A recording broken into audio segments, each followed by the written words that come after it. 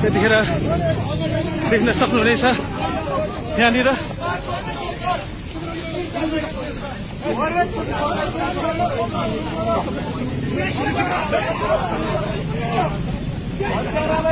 यहाँ देख्न सक्नुहुनेछ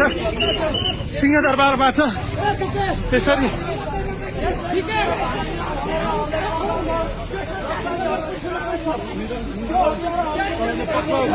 छ भने सिंहदरबारबाट पक्राउ गरेर हेरिरहेको छ 2 दिनको लागि